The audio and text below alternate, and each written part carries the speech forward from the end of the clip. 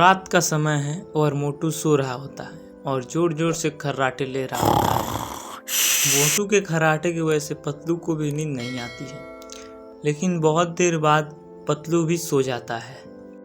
लेकिन जब रात के 12 बजते हैं तो पतलू की नींद अचानक से खुल जाती है और उसे कुछ सुनाई देता है। जब वो गौर से सुनता है तो उसे दरवाज़ा बजाने की आवाज़ सुनाई दे रही है। फिर वह गेट खोलने जाता है।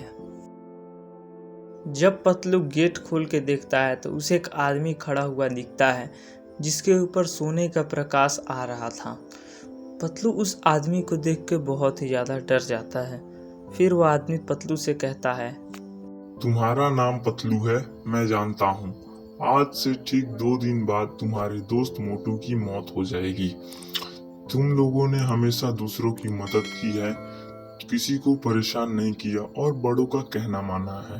तुम दोनों बहुत ही अच्छे आदमी हो, इसीलिए मैं तुम्हें ये बात बताने आया हूँ कि आज से ठीक 2 दिन बाद तुम्हारे दोस्त मोटू की मौत हो जाएगी। फिर पतलू जोर जोर से रोने लगता है। बाबा, मोटू के बिना तो मैं भी मर जाऊंगा। मोटू से मैं बहुत प्यार करता हूँ। मोटू मेरे बचपन का सबसे अच्छा दोस्त है। आप कोई उपाय बताइए जिससे मोटू को बचाया जा सके। उपाय है, लेकिन बहुत ज्यादा कठिन है। क्या तुम उस उपाय को कर पाओगे? बाबा, मैं कुछ भी करने के लिए तैयार हूँ अपने मोटू के लिए। आप बस उपाय बताइए। फिर वह बाबा बोलता है, काली पहाड़ी के उस पार एक जंगल है। उस जंगल में एक घर है। उस घर में एक तांत्रिक बाबा रहते हैं जो तुम्हारी कुछ मदद कर सकते हैं। उनके पास एक जादुई पत्थर है।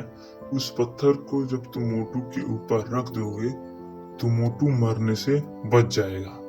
और मैं तुम्हारी दोस्ती देख के बहुत प्रसन्न हुआ हूँ, इसीलिए मैं तुम्हें अपनी जादुई शक्तियों से सीधे तुम्हें काली पहाड़ी तक पहुंचा देता हूँ।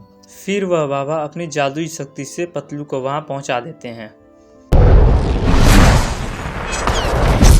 पतलू काली पहाड़ी के जंगल में पहुंच जाता है और तांत्रिक बाबा का घर ढूंढने लगता है। बहुत देर बाद तांत्रिक बाबा का घर मिल जाता है और वह मोटू के बारे में सब कुछ बता देता है।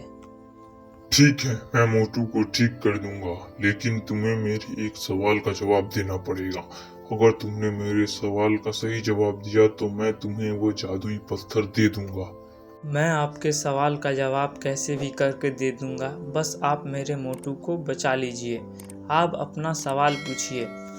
ऐसा कौन सा जीव है जिसका सर काट देने के बाद भी हफ्तों तक वह जिंदा रहता है? फिर पतलू सोच में पड़ जाता है और बहुत सोचने के बाद उसे उत्तर आ जाता है। आपके पास भी 10 सेकंड है, अपना जवाब कमेंट में बताइए।